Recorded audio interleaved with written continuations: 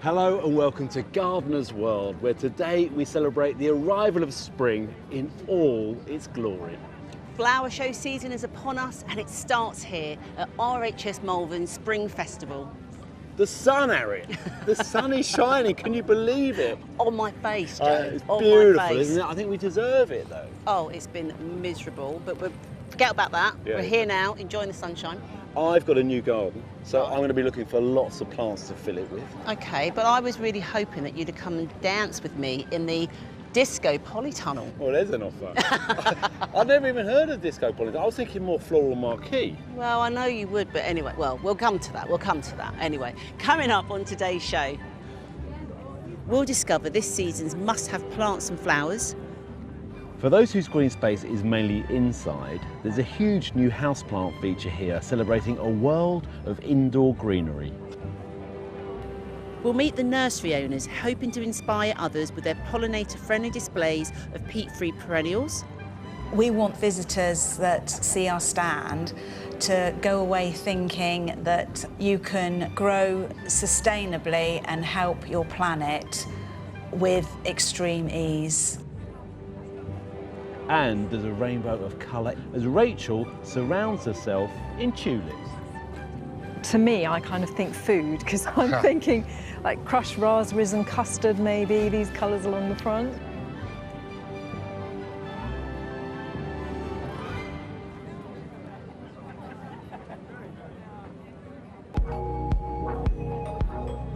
This year, the RHS Malvern Spring Festival, held in association with My Pension Expert, focuses on the power of gardening to change lives, transform communities and combat the effects of climate change.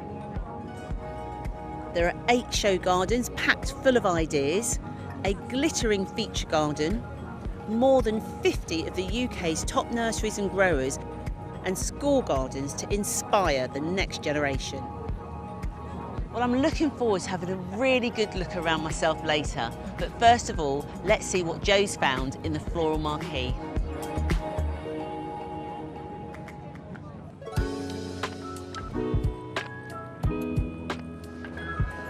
Well, what a welcome. The first thing you see is this display of spring bulbs, mainly tulips. The colour is incredible. Now this is the time to see them, pick your favourites, think about combinations together.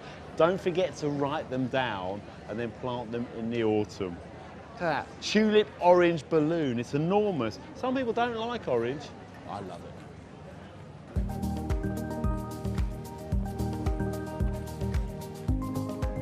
This is the Hairspring Cottage Plant exhibit and they hold a national collection of Camassia. Now Camassia seems to be everywhere at the moment and for good reason, because they're such a good plant, they're easy to grow. And if you've got wet soil, and a lot of us had a very wet winter, then you can grow Camassias in grass and they'll naturalise and spread. And here they're displayed in these tin bars, so you can also grow them in containers.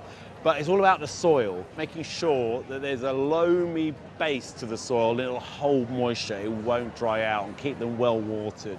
But I think they're brilliant. And this exhibit just is exquisite, I love it.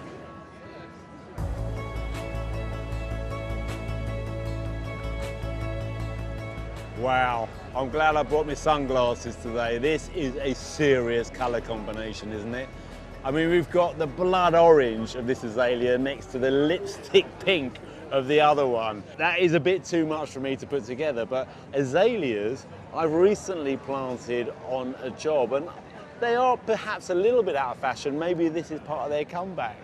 I've planted them on a bank in a sort of straight line, and after flowering, I'm going to clip them back and almost semi-topiarize them like an evergreen hedge. And then this time next year, they will be covered in flowers again. And you just can't beat them at this time of year for colour. You've got slightly woodlandy conditions, acidic soil that will hold a bit of moisture, maybe underneath the trees like these maples, they will sing out. Some people love crazy combinations like this. And if you do, go for it.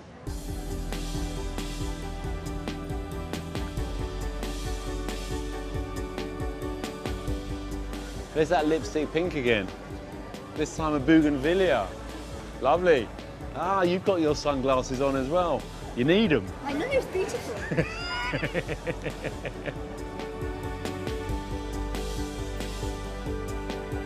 Right, well, it looks like you all want to buy geums. I don't know where Roger is. Beautiful plants, aren't they? I mean, I don't quite know how to use this either. Where is he? There's people just queuing up here trying to buy his plants. Roger! Oh! So Roger, you've got this really interesting collection of colours. Yeah. You're breeding them. Well, I'm breeding them, but I get a lot from self-seed as well. They're very popular at the moment. They're very popular. Is that down to you? Well, I hope so, yeah. I'd like to think it is, yeah. Well, because they're just so easy and they're pretty indestructible, really. They're rabbit-proof, slug-proof, deer-proof.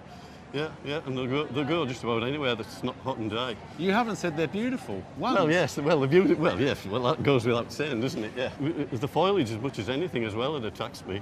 And for wildlife, the bees? Yeah, the bees love them, yeah. Why geums for you? It's the first plant I ever bought, Borisii. Geum borisii, Aye. first plant. That'd be about 30, somewhere around there. Okay, so just last year then? Well, I wish it was. I better leave you because you got a lot to sell. Yeah. They're queuing up for them. Lovely to meet you, Nice, Roger. Lovely to meet you. Thank you. Thank you. Cheers. Thank you. Bye-bye.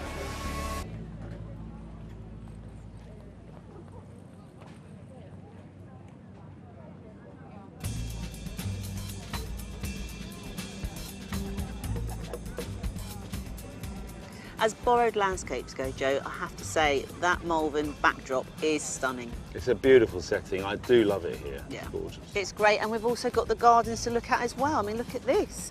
Yeah, an eclectic mix, isn't it? Certainly. If you look over there, look at those poppies and those geums together. Yeah. I love that orange and pink together because normally it's sort of springtime. People do the blues and the yellows and the whites, but that just gives a little bit of zing. There's also a combination over here. Now, you've got Iris sibirica, Yeah. which is a moisture-loving iris, and also Iris germanica, which is a drought-loving iris. But actually, they're in the same bed. You might think that's a mistake. I've inherited exactly that combination, and they're both thriving. So, rules are there, but they can be broken. As long as there's good drainage Yeah. and a little bit of moisture, they'll both do well. And I think that's something we're going to have to all be doing, isn't it? Sort of experimenting a little bit more because we've got this change of wet weather and dry weather. But you know what? If it can happen in your garden, it can happen anywhere. Well, I inherited it, but I'd like to take a lot of credit, obviously. So you. Come on, let's go and look at some more.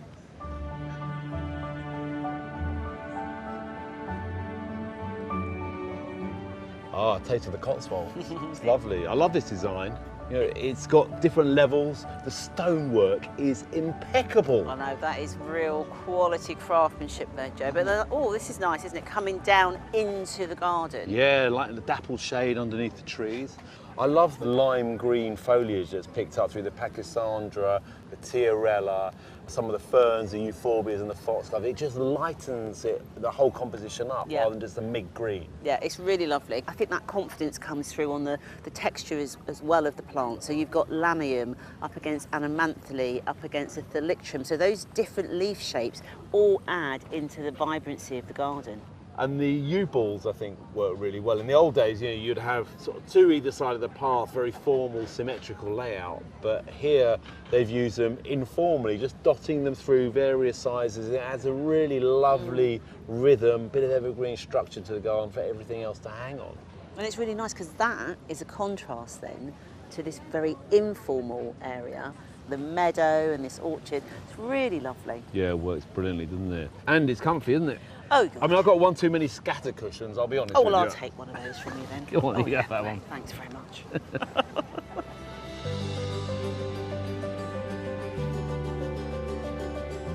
Now, this is quite different again, Joe, because you walk on here and immediately it's that simplicity of colour palette, isn't it? It's blue, green, white, but quite a calming feel to it. It's a tapestry of a lot of ground cover planting, isn't it? We've got the ferns, the Galium odoratum, the Aquilegia, the Brunnera. Yeah. And I like the block planting. And this is how I plant as well, so underneath a tree. And it reduces maintenance because you can sort of cut back those blocks and they all suppress weeds as well. Which is a really, really good tip. But what I have to say that I really like, especially as you come through the site, is all of these mounds. because that really changes the topography of the garden, gives it a different feel. And I think if it had been flat, we wouldn't really be probably enjoying it in the same way. I think it really does work. Yeah, definitely. And it feels a bit wilder, Yeah. somehow. And especially if you've got a very boggy garden, these mounds enable you to put plants on there that can have a bit more drainage, because obviously the water will run off. If you've got flooding that occurs, you can put these mounds in and still have some plants in there that you wouldn't normally grow. Yeah.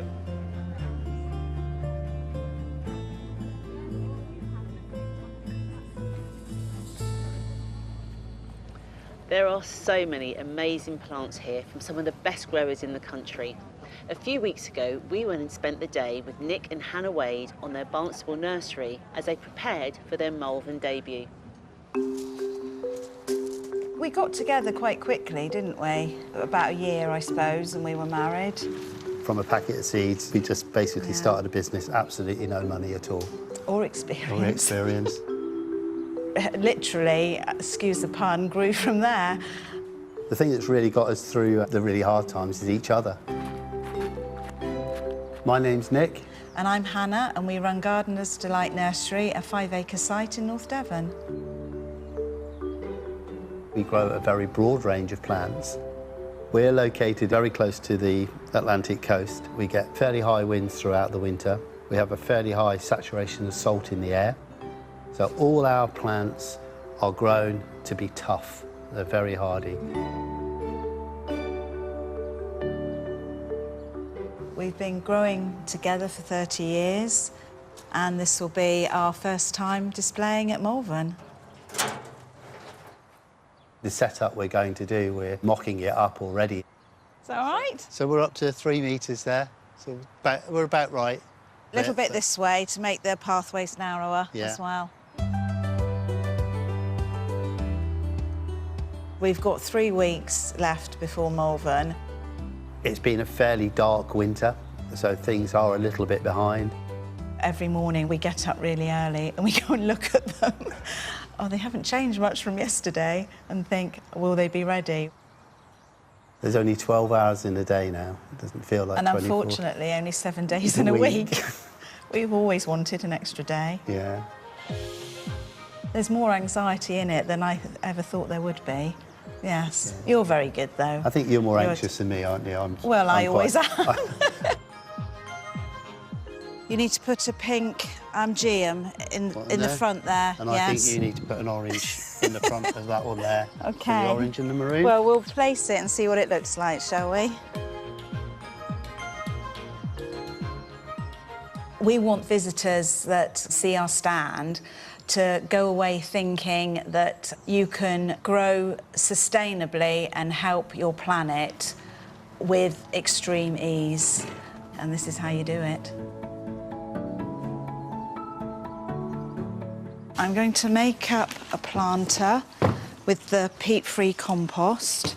And I'm going to start at the back with the Anthriscus ravenswing, which has lovely umbel flowers that the bees and pollinators can land on. Next, the Thalictrum black stockings to give good height. Great early season flowers.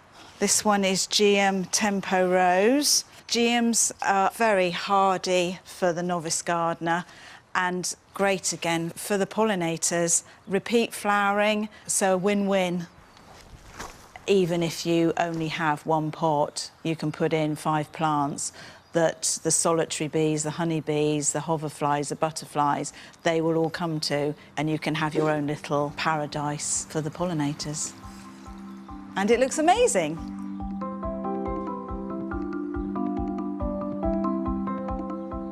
We've been pesticide-free for at least 5 years, and we use integrated pest management, so we use bugs to eat bugs.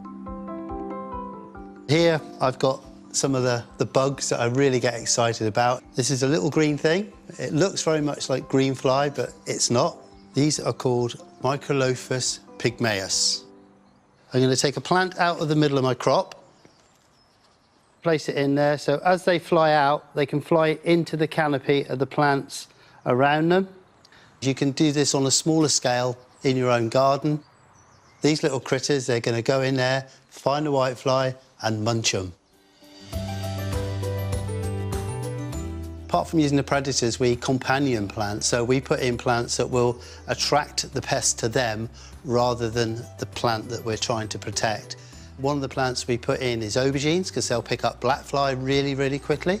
If you've got tomatoes or cucumbers in a greenhouse, put in some marigolds in your greenhouse.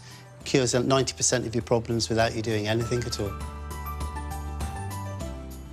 It's not just myself and Nick doing the Malvern display. Our daughter Emma is heavily involved. She's very competitive. I think we must put these Lady Emmas in, don't you? Got to be Lady Emma in there.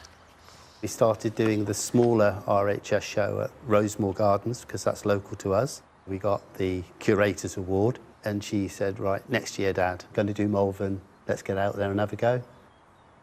There'll be something she won't like. There'll be something that we haven't done quite right. I don't know what it is, but we'll find out. We've been trying to do the planters, so I'll show you what we've done and you tell me how wonderful they are. Okay. When we arrive at Malvern, we'll be coming from here. Emma's going to be coming from Cardiff. I like the colours. Yeah, that looks really, really nice. Works quite well that she's away from it every day, so she's not thinking about it. She's very much coming back, partly as a pair of eyes that the public would come and look at it. Yeah, I think it's too much pink. Okay. Nice pink, but too much. What do you think of that container? Can you see it? You're going to still be in that? She's got a bit of a passion and she knows that I can be a little bit lazy on detail and she really is into the detail. It's got to be right. But as a father, you know that. Dad, your hands over the camera. Hands over the camera, Dad. There we go. OK. Any other suggestions? We don't agree with everything that she's saying and we'll sort of say, no, we've got to do it this way for a reason. Well, we compromise. I don't think we ever actually back down. No. There's a compromise. Yeah. See you in 3 weeks. Love you lots. Bye. Bye. Bye. See ya. Bye.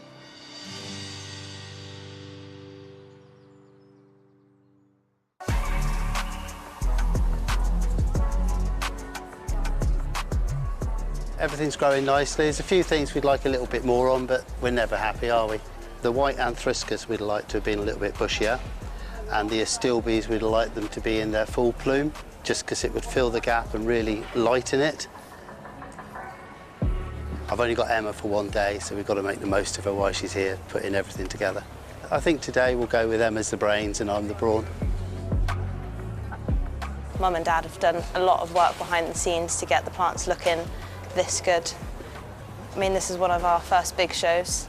Going from doing lots of little shows in Devon and around southwest to this is a big change, but they've taken on the challenge really well, and it's paying off, I think.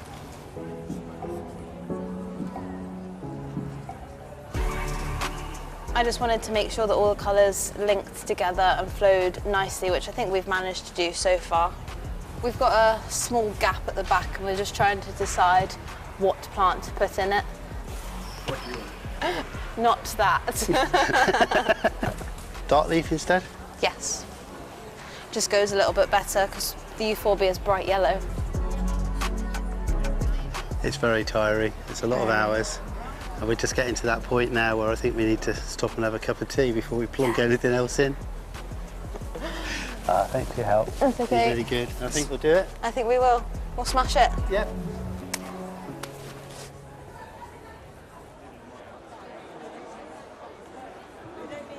Hannah, Nick, congratulations. This is wonderful. Thanks very much. Really, how do you. you feel? Ecstatic. Ecstatic, we like that. Why? Well, we got a silver gilt, our first attempt, so we're really pleased. Just a few little marks off that gold. So there's room for improvement, but we know where to go. It really sings out your exhibit. You know, the hot colours, the cool colours, how to put plants together. You know, I think it's looking stunning. I mean, especially because you're biological control, you're peat-free, you're paving the way. Well, we're trying to show how easy it is to be peat-free, but you can get really good results. You know, a silver gilt medal has shown that you can get good results. It's really just making people not too worried about it and taking them back to basics. And if they are worried, we'll show them really easy perennials that will flower all summer that, you know, can give them good results, and they can learn from there. So what are your top tips for growing peat-free? Use a good quality peat-free. If you're in containers, use big containers. So you've got a nice big water reserve at the bottom. And top dress, so we use fine wood bark, or you can use coir, you can use a straw mulch, but that will just help stop evaporation. The rest of it, it should grow quite happily. Now, where's the boss? I'm calling her the boss. We all do, yeah. She's just started teaching, so she's in Cardiff, we're in Devon. Okay. So there's been a lot of phone calls. Yeah. A lot of she's got to take some credit for putting it together, I guess. 90% of it is Emma. Yeah. Well done, Emma. Well done, Emma. Yeah. You're being recognised here. Only 10% is us growing it. Yeah, really, I don't quite believe that. So where are you going to go from here? We're going to pop up to Chelsea, have a look around. Oh! And just see maybe next year. Maybe next year. Well done. Really. Congratulations. Thanks I'll see you around, it sounds like. Yeah, definitely. Okay. Thanks very much.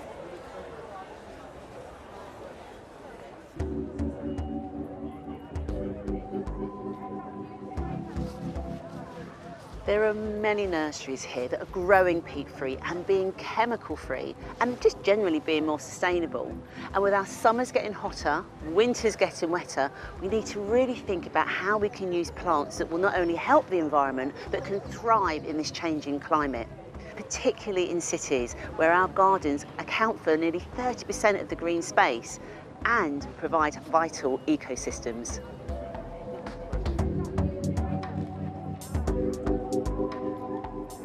Plants can help the environment in so many ways. For one, they can help reduce air pollution, especially if you plant living boundaries. A simple hedge has the ability to capture pollution, reduce noise and mitigate against flooding, as well as provide shelter and food for our wildlife. If you're considering a hedge, just make sure that you've got a nice mix of deciduous and evergreen so that you've also got structure and cover for in the winter. And hedges provide so many other environmental benefits too. They have the ability to regulate temperature, so provide cooling. They can store carbon, and in fact, an RHS study on urban pollution found that in just 7 days, a 1 metre length of well-managed, dense hedge can mop up the same amount of pollution that a car emits on a 500-mile drive.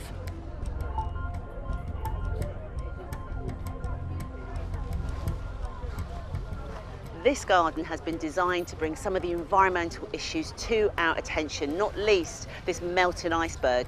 But the botanical star of the show is just down here.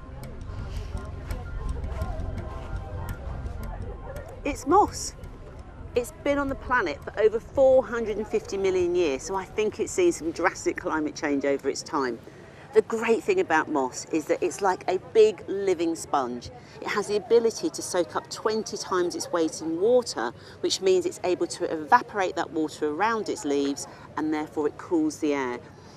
Because of this sponge-like system, it also sucks its nutrients that it needs out of the air into its leaves, and whilst doing that, takes out pollutants, so it purifies the air as well. It really is a wonder plant. We often talk about drought-resilient plants, but with all the rainfall lately, it's worth considering a few that can tolerate wetter conditions. Plants such as cornus and sedges and even Zanzidetia really like damp, moist conditions. But take a look at this, our British wild native, the ragged robin. It thrives in damp meadows and looks absolutely glorious. And at this time of year, it's really floriferous and is great for pollinators. So really think about those areas of your garden that need a little bit of extra help when there's damp conditions. There are plenty of plants out there that can still thrive.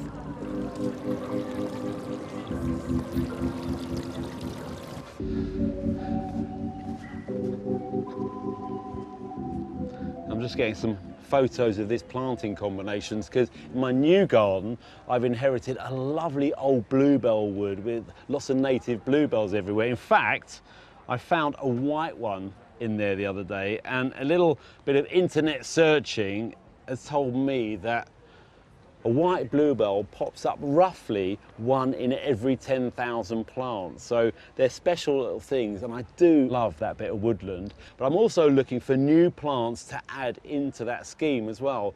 Things like the white foxglove are lovely here. They're just coming into flower at the moment. There's a regersia, great foliage plant over there. Another interesting combination, pushing the boundaries a little bit, because I do like my greens, are that euphorbia and this tulip.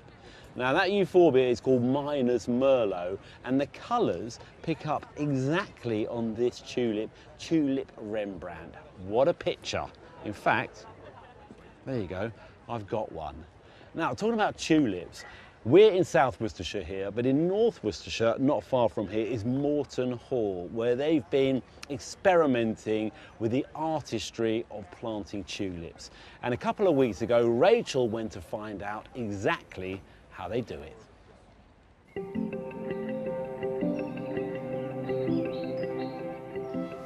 Spring is a season of such loveliness and promise, whether it's the cherry blossom or the wildflowers and a sea of blue camasias. But I've come here to see a different spring flower.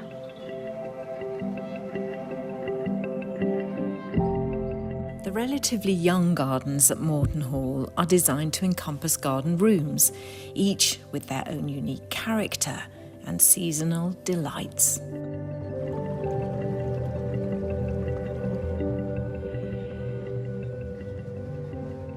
There are gorgeous distractions at every turn, but I'm determined to stay focused. Each year, head gardener Ollie Johnson and his small team plant around 7,000 tulips, and now is their moment to shine.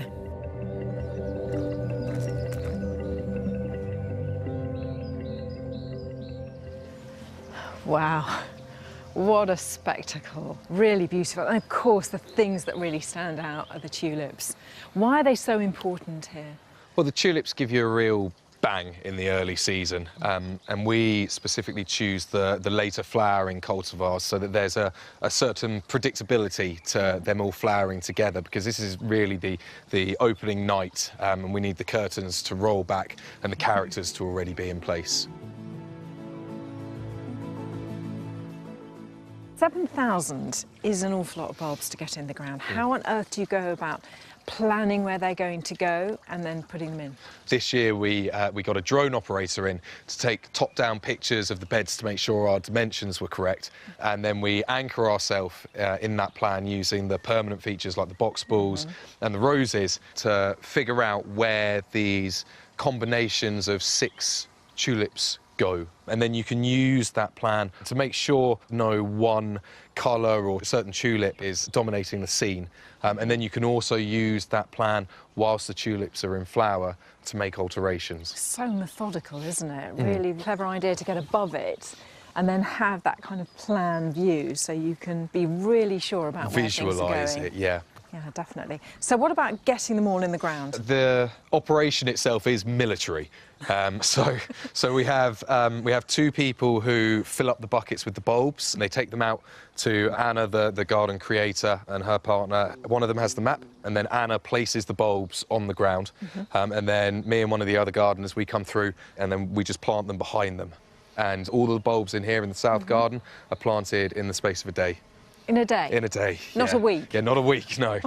I'm very, very impressed and a little bit intimidated.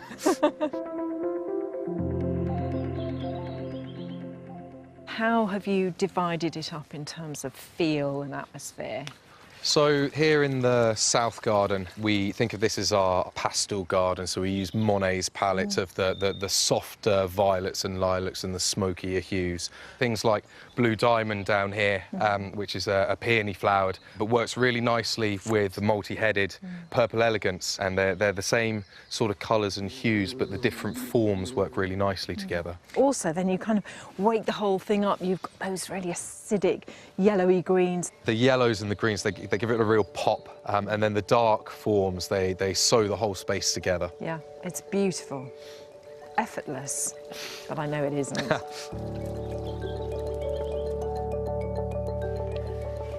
And we come through into the kitchen garden. And this is completely different, isn't it? Much punchier in terms of colours.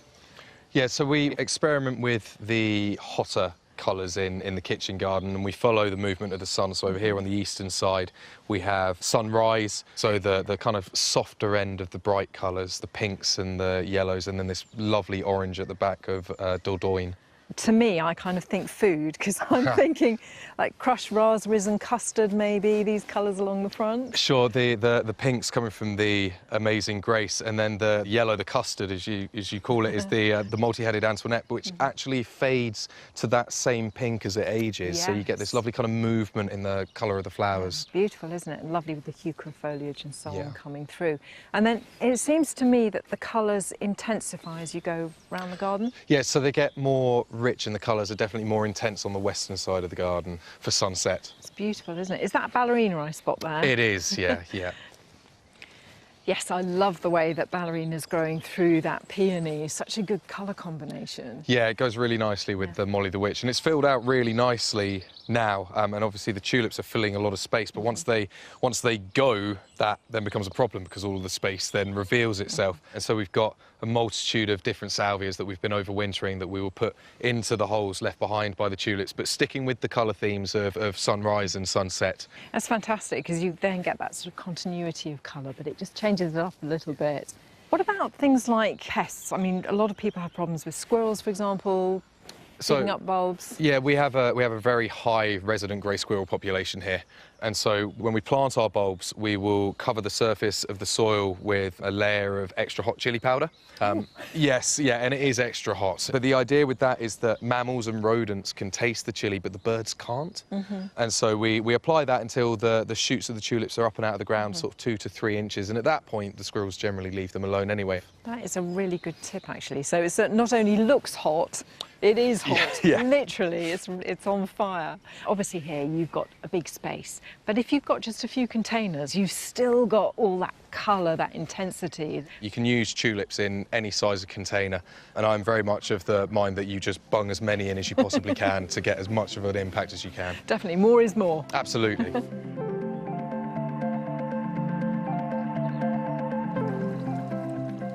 What I really love, actually, about the way they put the tulips together here is they use lots of different shapes. So here, for example, you've got a peony-flowered Uncle Tom, really rich, saturated red and multi-layered with loads of petals, so it's really sumptuous. And then picking up on that rich, dark colour is Slawa, or Slava, and that's a mid-season single tulip with a slightly pointed petal.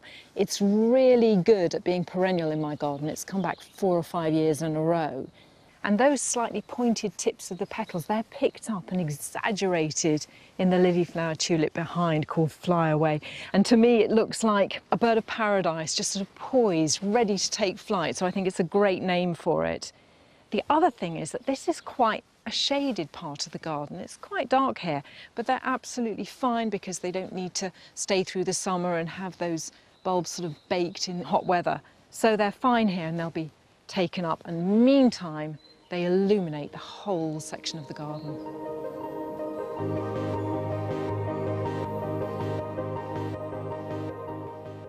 One of the groups of tulips that I've looked at afresh during this visit are these. They're the multi-flowered tulips, and you can see they're on a single stem at the very bottom, and then they split into this, and you get this multiple flower heads, almost like a firework. And I always thought perhaps they weren't terribly elegant, but this one, which is called Purple Elegance, is living up to its name.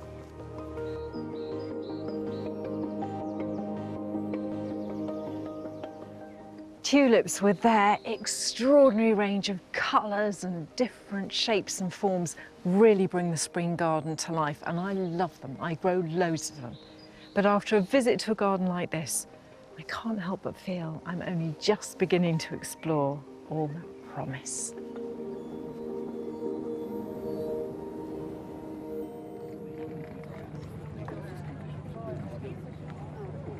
It's a great show, isn't it? Well, I have to say, Joe, seeing colour in the borders, the nurseries, flowers, sunshine, yes, I'm loving it. I was worried it's all going to be green and we'd be talking about a wonderful green tapestry, you know, throughout the whole programme, but no, there is a lot of colour here. Yeah, that's great. Still to come on today's programme, we're talking all things houseplants. We visit an expert who's got loads of tips on how to revive rather than replace ailing plants. I really want to show people that just because a plant has a brown leaf doesn't mean they're less of a plant. We just need to give them a bit more love. And we'll explore the huge new feature here at Malvern, the Festival of Houseplants. We'll have some must-do jobs to keep your veg plot thriving. And we look at ways to make your garden greener with tips on sustainability.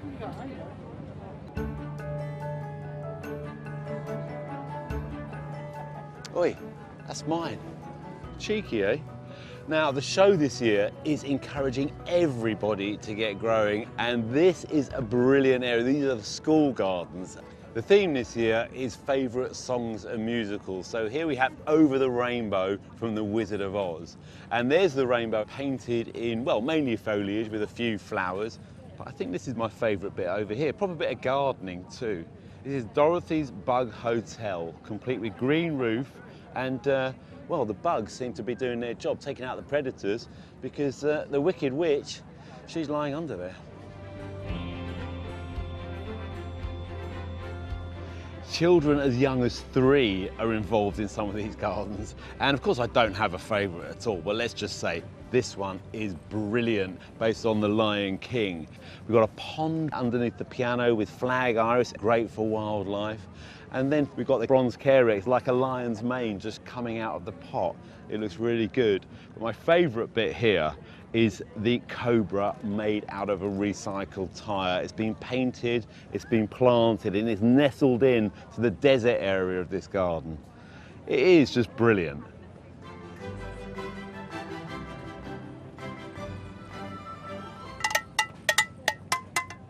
Here we have the rock and roll rockery on the octopus's garden.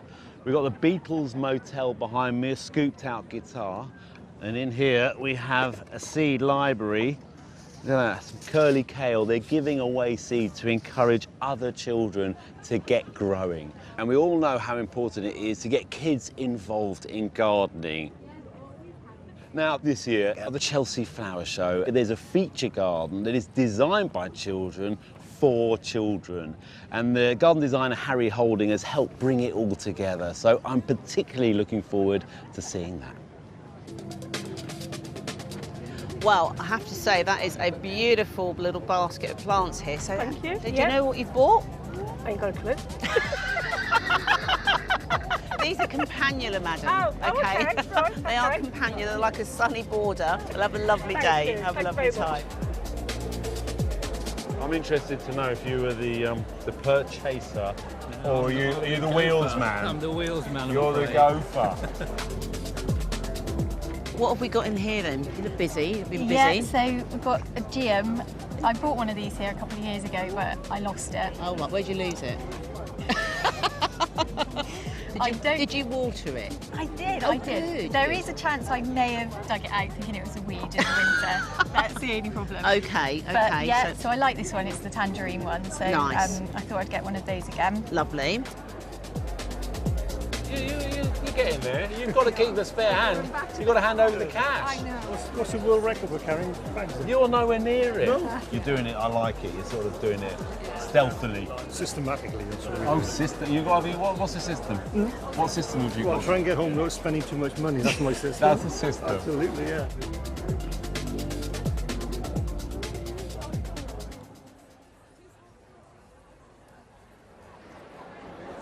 One thing that people are definitely buying more of these days are houseplants. And the Festival of Houseplants is a brand new, huge feature here at Malvern dedicated to them. Recent research by RHS scientists and the University of Reading looked into the effects that houseplants had on people's psychological well-being. They found that even just a few houseplants can improve our health indoors. They help clean the air by lowering carbon dioxide, getting rid of pollutants and boosting humidity. And having indoor plants at work was found to lower health issues, reduce the number of sick days taken and lower stress levels. And on top of it all, they look good. Lewis is one of the stall holders here. Why do you think houseplants have become so popular again? I think because people's lives have changed in the last few years. A lot of people are working from home, and I think people in, especially big cities, they want to kind of bring the outdoors in, and houseplants are a great way of achieving that. I also think that people are learning more about the beneficial side of houseplants, like the effects on mental health, and they look great. Tell me, what are some of the more popular plants? The most common requests we get are for plants that are low maintenance. So classics like snake plants are a really popular option, and then anthuriums, which are really stunning. And then when people kind of progress from the snake plant to the anthurium, then maybe they can go for something a bit more kind of impacting like this philodendron. I love it. I love being amongst my plants. It is that feeling of just happiness. Well, it's a happy spot, so I hope the rest of the show is good for you. I'm glad you like it. Houseplants have certainly become more popular, but often they're seen as short-lived or disposable because people don't know how to look after them. But the experts here are full of advice to avoid that. And we caught up with one of them at her home in Hertfordshire.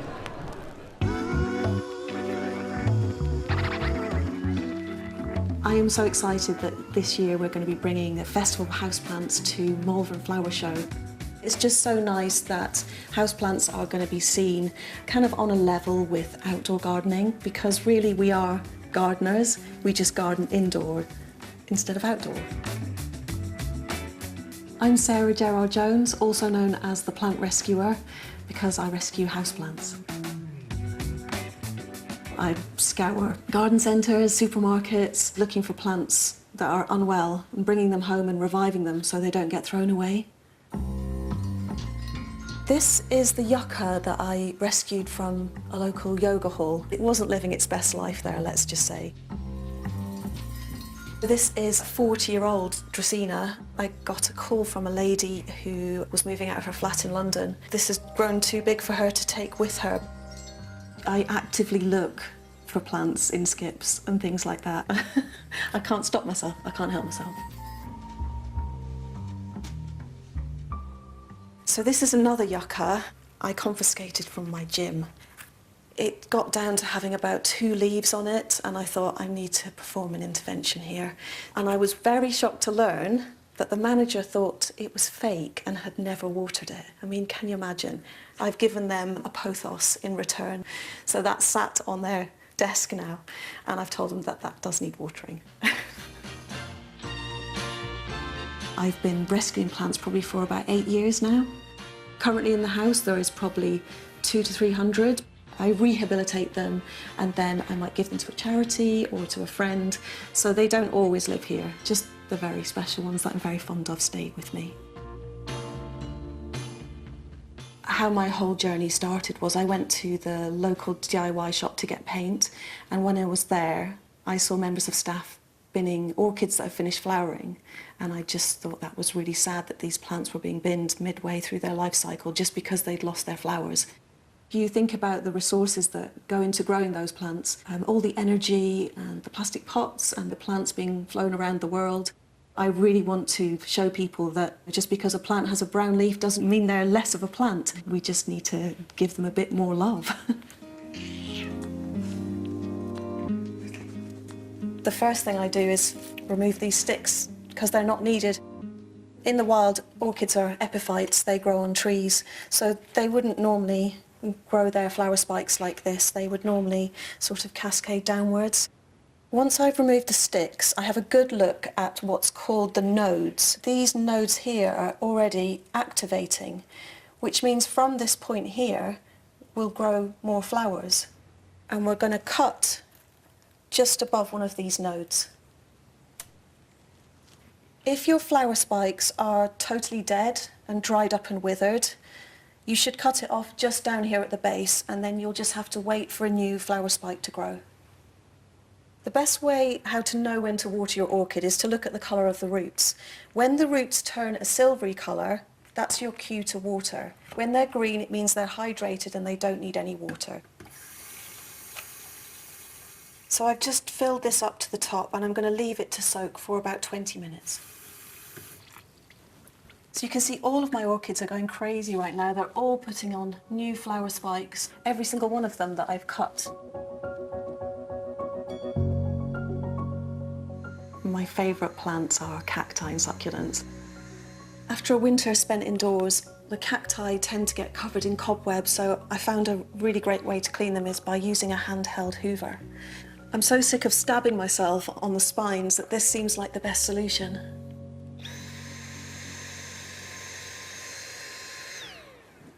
Yeah, that looks a bit better, I think.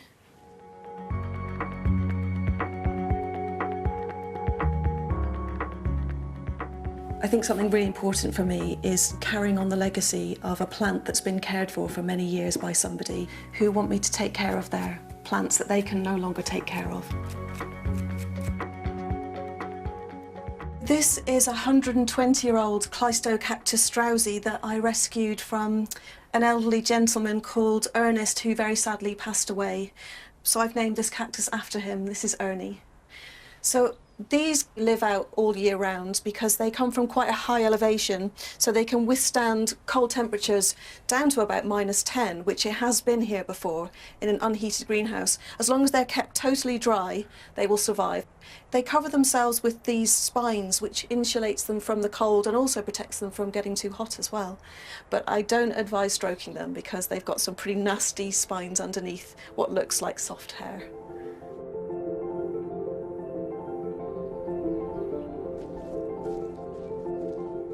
So this is our very tiny bathroom, which is also the recovery centre for a lot of my plants.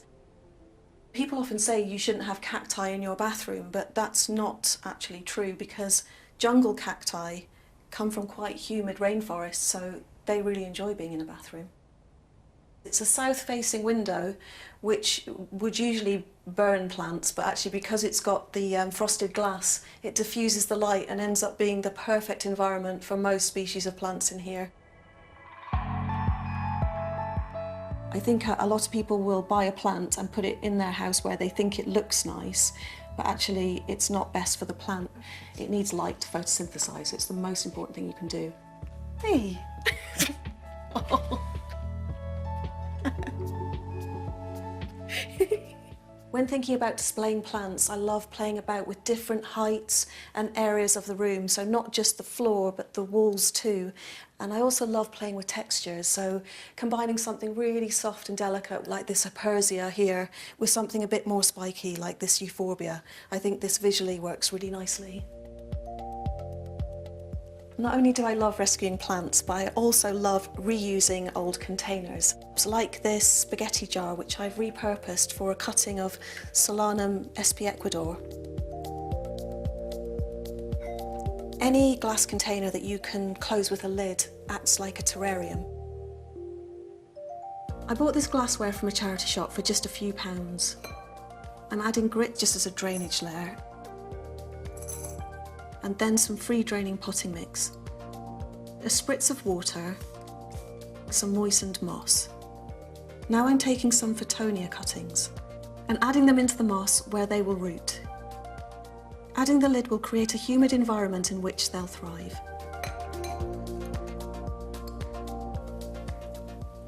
And I think this is better than a bunch of flowers.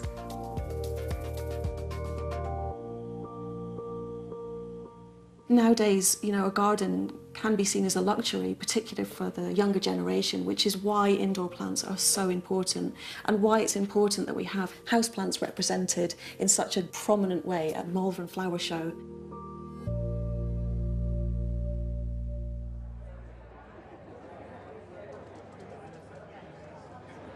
Sarah, I can't believe we've gone from a tiny terrarium to a 4-metre structure. Right.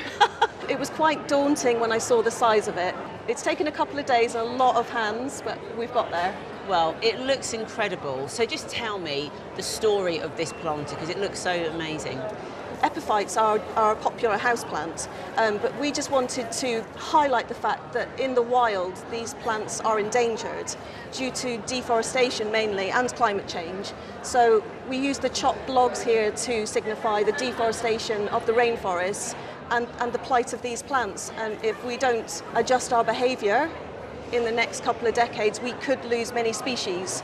So that's why we wanted to bring that to the forefront here in this planter. Yeah, well, it's such an important message, and I think it's also one that people can at least feel that they can be part of because they can actually buy some of these plants. But I mean, I can see how you've planted it, and you've used sort of moss, you know, in terms of the construction. You know, we just have to be careful about moss, though, don't we?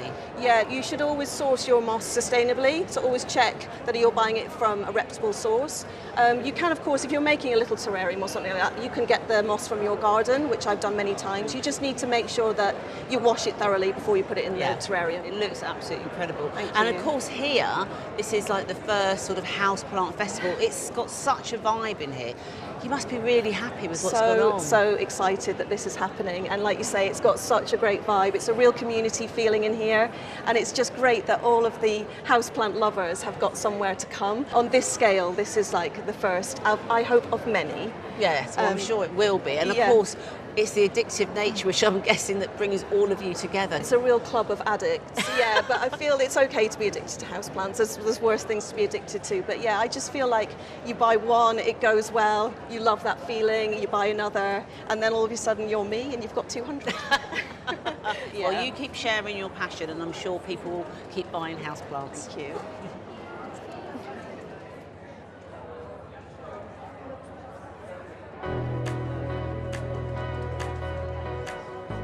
So my top tip is around watering terrariums, and you should never water to a schedule. And by that I mean don't water once a week, once a month. Your terrarium only needs watering when it needs watering. And the way to tell is to observe the soil. So if it's lighter in colour, then it's probably going to need a drink. If it's darker in colour, then I would hold off watering. And when you do water, use good quality water like rainwater or bottled water, and gently spray the sides. Once that's done, pop your lid back on. Why are houseplants so addictive? I mean, just look at this. The variation and the variety of plants you can get is unbelievable. This is a begonia, but it's just insane. Look at the spines. They're almost rubbery, and they come up tiny little fluffy red stems, and then they turn into this, and it's just unbelievable. Super easy to keep. We let it go bone dry, loads of light, give it a really good soak when it is dry, and then that's all we do, and it's growing like mad. So my top tip today is how to increase photosynthesis. Simply find a damp cloth, ideally a microfiber one, and wipe down the excess dust from your leaves. This will allow the chlorophyll to photosynthesize better and enable you to have bigger and better houseplants.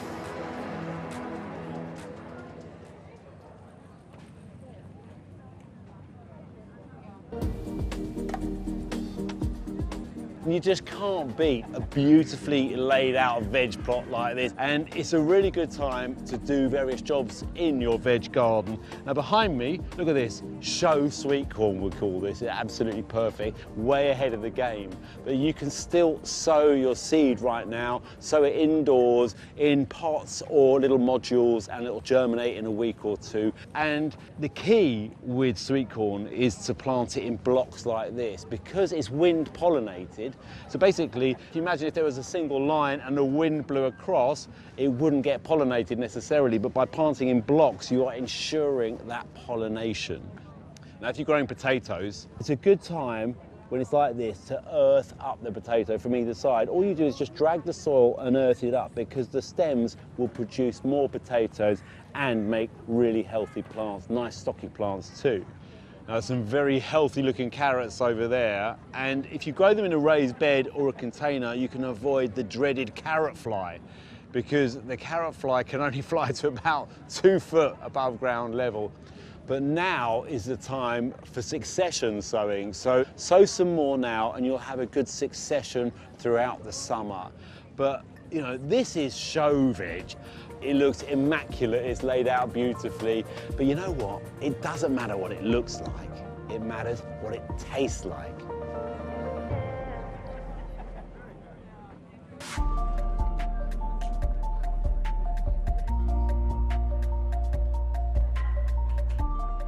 Joe, I have to say, sustainability has clearly been at the heart of a lot of the show gardens here this year, don't you think? Definitely, yeah. I mean, I think it's the way everything's heading. It's a good thing. I mean, this garden is imagined to be a new build, okay? So new build, what do you get presented with? A lawn, and you're lucky if you get a couple of skinny borders. So I thought it was really nice that the designer was like, no, we can do better than that.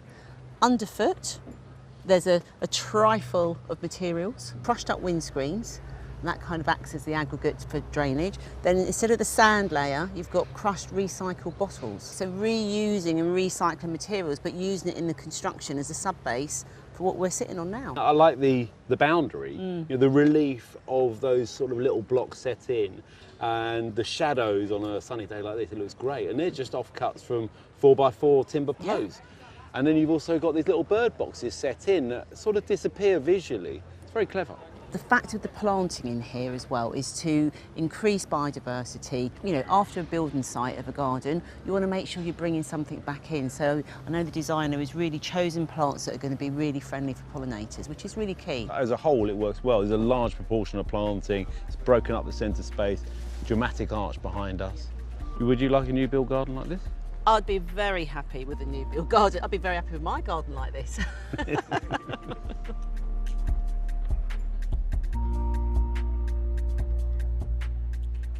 Now, this is a family garden, okay, so it's all about sort of, you know, family getting together, playing together. They also grow together, they eat together. It's a small space packed with edibles. I like the fact that the children's area is all plant-based, so they can get in amongst it, touching all the leaves, smelling things, tasting things. And of course, you want your children to be able to come out and pick as they go, don't you, really? Yeah, totally. And they've got this amazing greenhouse as well. You know, you can spend time in here all through the winter. You can garden whatever the weather's like. Yeah. And it's packed full of seedlings, edibles, tomatoes. The fact that it's a small garden with a lot in, there's going to be a lot of ideas for people to take home. For example, this clover lawn, because I think people in small gardens now are concerned about should we have a lawn, should we not. But with this, of course, when it's in flower, great for pollinators and tough as old boots. Yeah, don't need to mow it at all. There's a lot going on in this garden. You can almost forage in your own garden, yeah, I like that idea. And find something to eat, you know, all year round, and grow stuff in here. So yeah, it's a great space.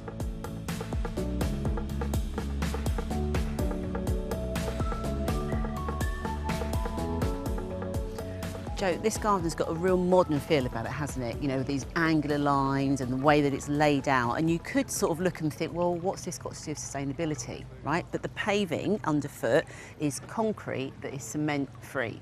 And as well as that, a lot of the paving in the UK is imported. So this sort of way of putting paving down has got a low footprint because it's all been made in the UK.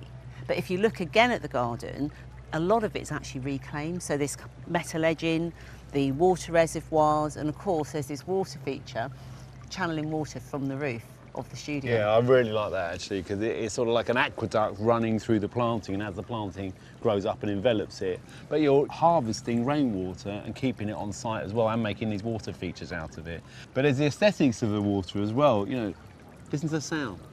It's very subtle, really lovely little trickle, and then you've got the reflective quality and that little bit of movement as well. So it's adding a lot to this garden in many ways. I think it's great, and I like the planting where it softens these angular lines, and it's really good proportion of planting to paving as well.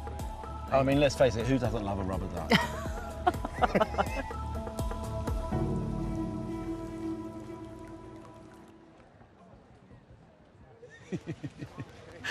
See, I told you you'd get inspiration. It's brilliant, I finally get to see it. So now I've got to buy geums, camasias and a glitter ball for my garden. It's going to look great. I'm coming down, you know that, don't you? Anytime. Well, that's all we've got time for today, but the RHS Malvern Spring Festival is on until Sunday, so there's still time to come down and see it for yourselves. Next week we'll be back at Longmeadow with Monty, but from us, now, it's goodbye. Goodbye. You don't have to have a big plot. Gardener's World, a year in a small garden. Available now. 26,000 seashells in one room. Unusual hidden treasures of the National Trust to restore. Next on BBC Two.